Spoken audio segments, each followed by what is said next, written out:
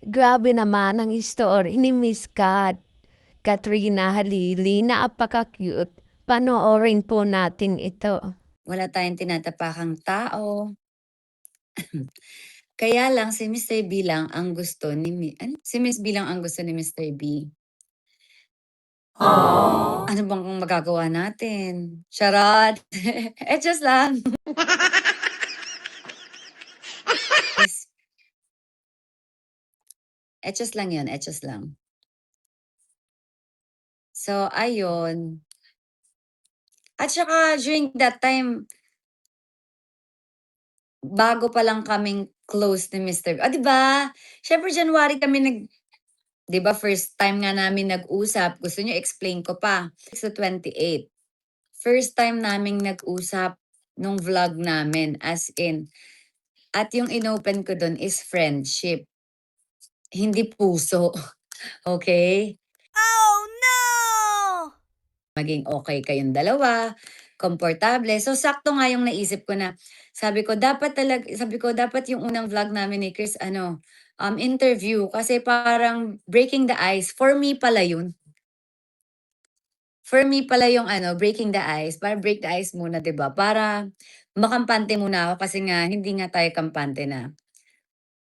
Alam mo yun, siyempre from dati na hindi ko naman pinapansin si Mr. B, tas biglang, hello, magva-vlog-vlog tayo, ano 'to? Din yung naisip ko na interview, 'di ba? Meron kaming 4 na interview na talagang live niyo kami napanood, first time namin nag-usap. Yun yung mga unang usap namin.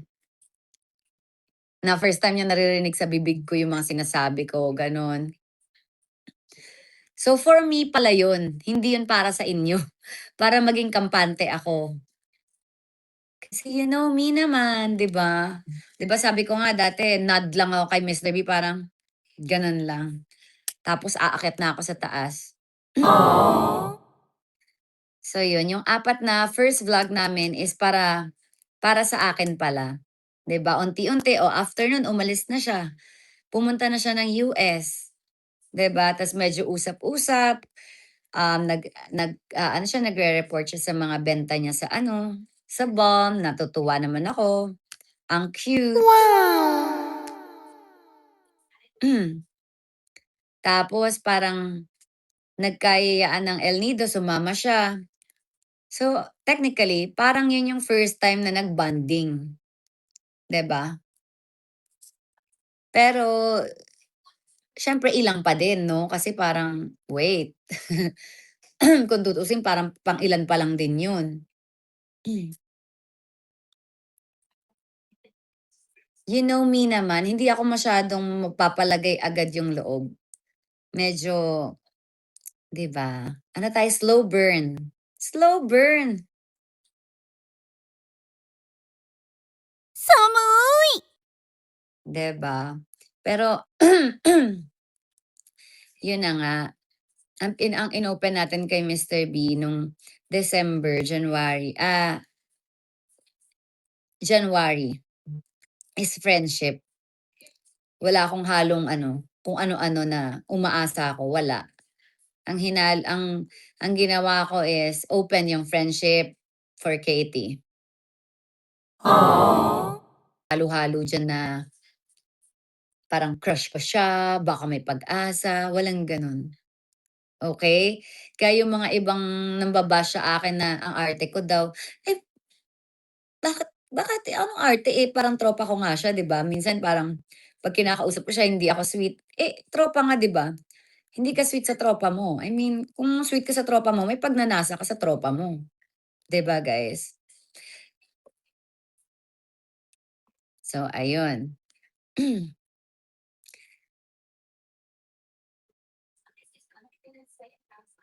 Pero now talaga super kilig na kilig kami sa'yo. Uy, hi Ate Eli, Rian's Kitchen.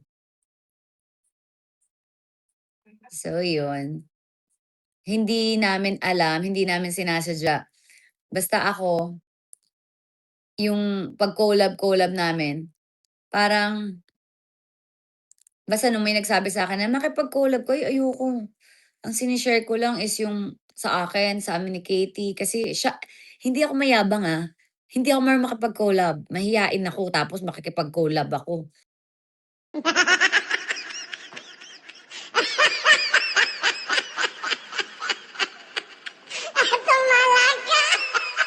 So, I'm shy. So, sabi ko kung meron akong makaka-collab, okey lang si Chris.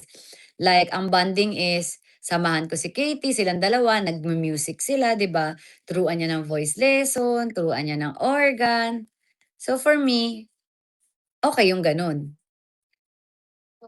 'di ba? Shy talaga, promise. Tingnan niyo meron akong nakakatawa, meron akong ano, yung 'di ba may solar nga ako na ano, meeting nung isang araw nung isang araw.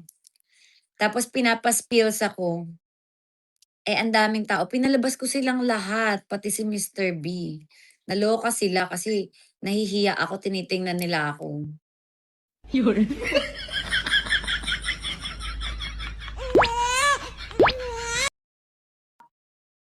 'Di ba? Makikita niyo 'yun, pinalabas ko talaga sila. Naka-ano, video 'yun.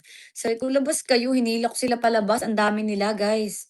Sabi ko, "Nakatingin kayo sa akin, ayoko kasi yung ano, guys, yung hindi ko alam yung sinasabi ko.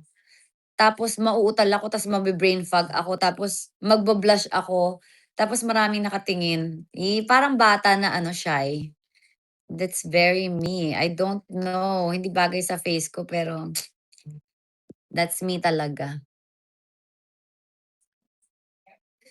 Lalong gumaganda looking yang gano'n talaga, guys, wow. Naalala ko na naman yung sinabi mo, ma'am, "Hindi niyo ba alam I'm shy?" Shy talaga ako. Ako lang nakakaalam nun. Pero si Chris alam niya. Siya alam niya.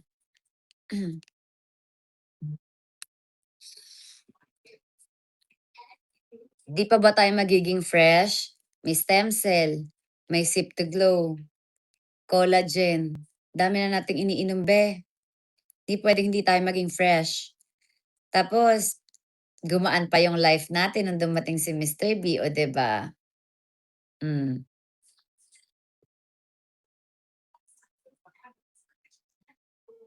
Oh, halata daw sa personal na shy ako. Shy talaga ako, guys. O 'di ba? Kasi yung napanood niyo, guys, as in slow. Makikita niyo 'di nga ako dumidikit sa kanya dati. Tsaka nakakatawa kasi dati 'pag kunyari tapos na yung shoot namin, naku, maiiwan kami dito ni Mr. B. Sasabihin ko oo, maiiwan pa dito sila Lara at saka sila Mr. B. Sabi ko, "Di pa sila umaalis?" Sa isa papatayin ko yung aircon, bigla na lang sasabihin ni Mr. B, "Tulog ka na, chick?" Sabi ko, good night." Gano'n. Ilang parang tuwing punta niya dito gano'n, papatay ako ng aircon ta's, "Tulog ka na, chick." Hmm, paulit-ulit ko naririnig tuwing gabi. 'Di ba? Tapos may time pa na parang maiiwan kami ni Mr. B, hinihila ko si Kat, "Kat, huwag ka munang umalis. Hindi ko alam sasabihin ko dito kay Mr. B, hindi ko alam yung pag-uusapan namin." Pati si Kikay, "Kay, huwag mo kaming iwan dito. Mamaya ka na umalis, paunahin mo 'yan." Kung may nagvi-video lang nakakaloka, guys. Tsaka kung nakikita niyo lang yung bubble thought ko, nakatingin ako sa kanya, "Ba't kaya ayaw pa niya umalis? Tapos na naman." 'Di ba, guys? Mga bubble thought ko kung nakikita niyo lang. Oo, mga ano yon, April, May. 'Pag nandito pa si Mr. B, sabi ko, "Huwag niyo akong iiwan dito, please." Nakakatawa, day. 'Di ba, I'm so cute. Saan ka makakita ng gano'n ka-cute? Charot. Hindi, siyempre ako naman, 'di ba, wala naman ako alam, friendship naman yung inopen namin tapos parang ako, "Okey, magtulungan tayo for Katie," ganyan, ganyan, gano'n, gano'n. Tapos minsan ang tagal niyang umalis, sabi ko, "Bakit as in late siya umaalis lagi.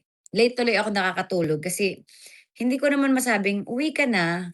Gano'n. So, inaantay ko din. So, gagawin ko 'pag talagang super antok na talaga ako to the max, papatayin na ako ng aircon.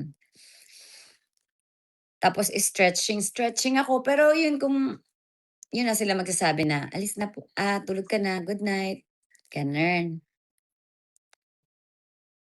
Ngayon po, ano ngayon? Ngayon ayaw na paalisin. Ay! Ngayon, actually nung nakaraan pa yun nagulat nga si Kat, naiiwan na kaming dalawa, like yung bumili kami ng speaker, 'di ba, para dun sa live sell nagulat si ano, si Kat, "Oh, kayong dalawa lang?" May gano'n siya, "Oh, kayong dalawa lang?" Pero wala lang yun, parang naging comfortable lang ako na, "O sige, okey lang na dalawa lang kami sa kotse." Sinamahan ko siya bumili. Yun yung second live namin. Yun yung may kiss sa forehead, 'di ba?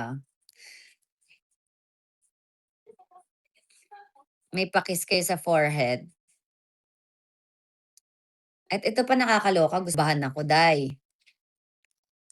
Sabi kiss sa forehead, tas sa isip ko, ano ba dapat nakapikit ba, nakadilat, ano ba yun? Di ko alam. 'Di ba? Para akong baliw, ano 'to? Sabi ko, ano ba yun? Ano ba gagawin? Dapat ba nakapikit o nakadilat? Oh, 'di ba? Nakita niyo, naloloka ako, kaloka.